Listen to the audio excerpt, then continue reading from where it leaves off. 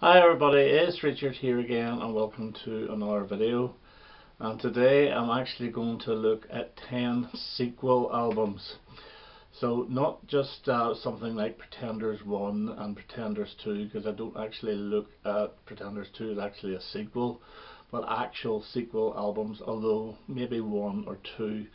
I'm stretching it a bit, but I'm also going to say whether I think the sequel is better than the original album. So the first one up actually is Joe Jackson, and this is Night and Day, and this is from 1982, and this is a pretty good album. So it is. It's got the wonderful Stepping Out on it, which I think is fantastic.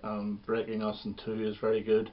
Chinatown, good song. TV Age, it's a decent album, but it was never one of my favourite Joe Jackson albums. It's sort of mid-table for me. And this one, however, is a recent purchase, and this is Night and Day 2, and this came out in the year 2000. Now, I could have sworn this is only about 6 to 10 years old. I honestly thought this was from the 2010s, but no, it's the year 2000, and I much prefer this to the original Night and Day album. Marianne Faithfull features in one of the songs in this, and it's a bit of a darker album, but I just think it sounds so good, and there's little piano tinklings in this that harken back to the Steppin' Out track on a couple of songs, but it's only a very, very slight amount, and it's really good. Things like Hell of a Town and Stranger Than You are both brilliant songs. Why is very good. Dear Mum, excellent song. So I only got this within the past few weeks, but to me this is better than Night and Day. Okay, and the next one up is Tubular Bells from Oldfield, the classic album from 1973, and the sequel to that is Tubular Bells 2 from 1992. Now most people will go with the original. I actually do prefer this. And this is like variations on the themes of Tubular Bells. It's a very similar sounding album, but slight variations. And this is actually broken down into tracks rather than just Tubular Bells 2 Part 1 and Part 2. And this has got Sentinel on it, which is similar to the opening theme on Tubular Bells 1. Similar, very similar actually, but every bit as good. But overall I just think this sounds much better, and I do like the way that they have tinkered a little bit with the melodies of each of the sections. So to me this is better. But actually there's a triquel as well with Tubular Bells 3, which is very good too. Okay, next up, and we have Elton John's Captain Fantastic and the Brown Dirt Cowboy from 1975. Absolutely stunning album with Someone Saved My Life Tonight, Bitter Fingers, Tower of Babel, the title track, Better Off Dead, Curtains. Brilliant album, one of his best. But in 2005 I think, or 2006, he released The Captain and the Kid, which is a follow-up to it. And for a 2000s album this is not bad, but it is nowhere near the standard of the first album. Postcards from Richard Nixon is a pretty good song, as is Tinderbox. The bridge is fine, but it's nothing spectacular, and it's not even the best 2000s album. I prefer Peachtree Road to this, but still, as a follow-up, okay, not too bad. Next up, and we have Chris Rea and The Road to Hell from 1989, and this is a very good album with The Road to Hell Parts 1 and Part 2, which is probably the best track he's ever done. It's down as 2 tracks here, but you listen to it as one. And Daytona's on this, which is very good as well. Texas, Looking for a Rainbow, Tell Me There's a Heaven, a really good Chris Rea album. And that was released in 89, and 10 years later in 99 he released Road to Hell Part 2, and this is shockingly bad. I don't even think I've actually got through the whole of this album at all.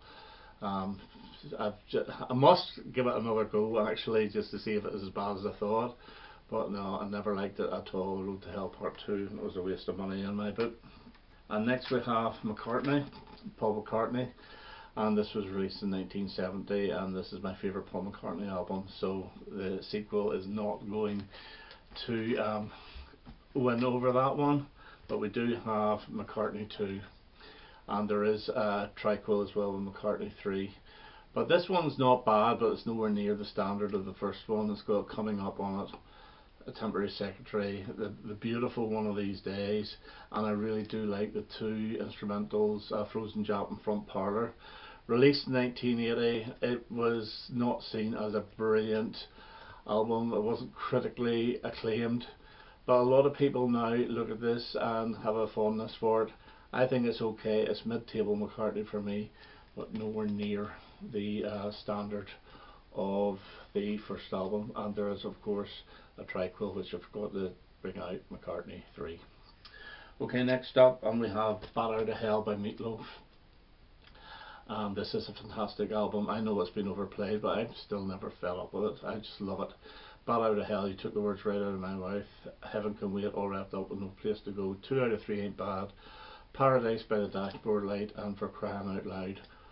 Brilliant album from 1977. Only got to number 3 in the charts, but it stayed in the charts for weeks on end. And then the sequel, which is Bat Out of Hell 2. This is okay. It's got Do Anything for Love But I Won't Do That, which I do like, but it does get annoying after a while. Life is a Lemon and I Want My Money Back. It's alright. Objects in the Rear View Mirror appear closer than they are. Single, decent song, and Rock and Roll Dreams Come True. It's okay, but nowhere near as good as the original. And then there's the triquel with The Monsters Loose, Bat Out of Hell 3, which is not great at all. Blind as a Bat. It's all coming back to me now. It's fine. It's nothing fantastic. Not as good as the 2, and certainly not as good as 1. Okay, next up, and we have the Kinks and Preservation Act 1 from 1973.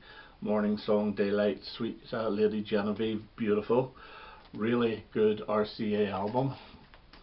And then they followed that up with Preservation Act 2 from 1974, which is a very difficult listen, but this one does grow on you. I still think I prefer Act 1 to Act 2, although there's some of the stuff I love in this. I love He's Evil, and especially Mirror of Love. Very good album, but you have to listen to this as a whole. So I would put Act 1 slightly over Act 2. Next up, and we have a covers album, Labour of Love, UB40. Yeah, very, very good. Huge hit in 1983 with hit singles Cherry O Baby, Red Red Wine, Please Don't Make Me Cry, and Many Rivers to Cross. And then in 1989, Labour of Love 2. And yeah, this is huge hit singles as well with Kingston Town and Wear You to the Ball. I don't think it was a massive hit. Here I Am, I think it was very, very good. Homely Girl, another huge hit single. Another very, very good album. Maybe a little long because there's 14 tracks off this, and it was a huge success. Now they did have Labour of Love 3 and Labour of Love 4. I don't have 4, but I do have 3 on CD, but again, I forgot to list it. Okay, next up, and we have XTC, and this is Apple Venus, and this is not a bad album from around, must be 1999 or so. It's quite acoustic and it's decent. There's one track I hate off this, is Your Dictionary, but then I think it was a year later, Apple Venus 2 Wasp Star follow up, and this is more electric, and this is probably the better album, although I do like the other one as well. It's hard to tell because they are two quite different albums, one acoustic and one electric, but yeah, decent album, but not as good as the early 80s material. And the last one, which I'm calling a sequel, we had Night of the Opera by Queen in 1975, Bohemian Rhapsody 39, You're My Best Friend, Death in Two Legs, absolutely brilliant. And obviously the title is from the Marx Brothers film, as is the follow-up, which is A Day at the Races. And yeah, these two albums really do go together because they are of the same type of bombastic style, and this is the one with Tie Your Mother Down, Somebody to Love, and The Brilliant You and I, a Tio Toriata, Good Old Fashioned Lover Boy. I would say I do prefer the A Night at the Opera just although this one is excellent as well. It's a really strong album, and this used to be my favourite Queen album years ago, but I overplayed this. But I have been getting back into it again, which is good to hear. So Queen Night at the Opera slightly better than A Day at the Races. Okay, so there's 10 sequels with the old trico thrown in as well. I hope you enjoyed that, and I hope to have another video quite soon. All the best now. Bye bye.